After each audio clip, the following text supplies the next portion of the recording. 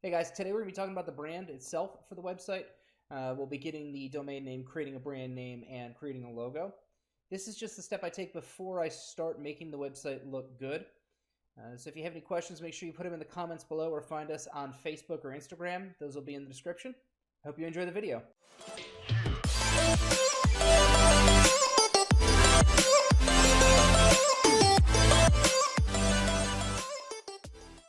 Hello and welcome back to another video in the Shopify training series. In the previous videos, we created the store and product description, as well as our product shipping strategy. In this video, we will be going over branding our store. We have to create a brand name, register our domain, and create a logo. Before we jump into that, let's take a second and talk about brand identity. What do we stand for? When people think of our company, what is the image that's projected in the movie theater of their minds? This will help us decide if we want to be a general store, a niche store, a one-product store. Now, I'm thinking about making this a very niche store with just one product to start with and make it all about reducing back pain and improving posture. If that goes well, we can add more products that help with back pain and help improve posture. If you're new to dropshipping and unsure of what direction to go, I always suggest start with a general or a niche store.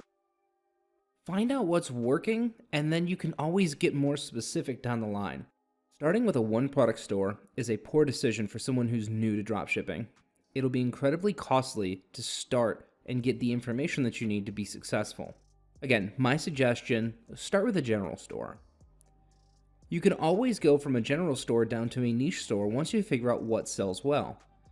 And again, you can even go further. After you have a niche store and you find a product that is absolutely the winner you want to go with, make that your one product store. Now, since I've made the decision to make this into a very specific niche store, it's time to think up names for our store. Now, I'm going to start with something on topic, all about spinal posture, I guess. First thing we need to do is see if our brand name is available as a top-level domain name, something like a .com or a .co. For this, I go to whois.com. I type in the domain name, and I see if it's available for a .com. Let's try spinealign.com. That isn't available, so we have to start thinking of something different. This is when I pull up the thesaurus and start looking at words that are similar in meaning, but different altogether. Let's see if we can find something similar to align.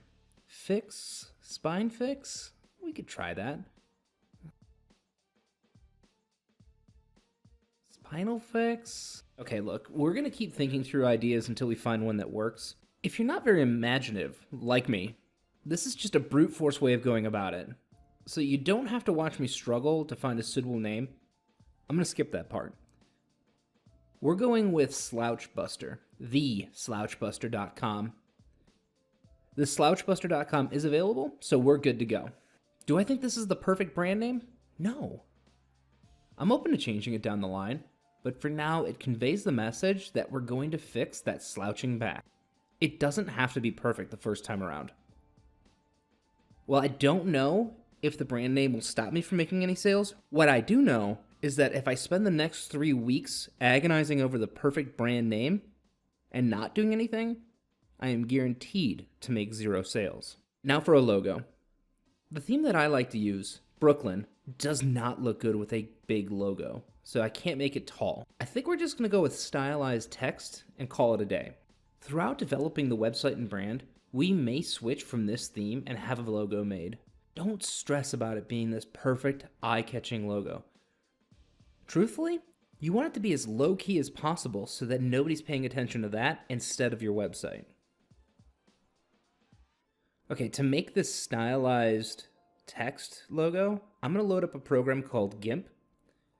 You can go to gimp.org and download this. It's essentially a free version of Photoshop. So what I'm going to do is create a brand new canvas and make it long enough so that it's going to be able to have all the text on it. I'll add a text box and put the Slouchbuster. This one doesn't look bad at all. Let's make a white and a black text version of this just in case one looks better than the other. And we'll save each separately and see what works better on the website.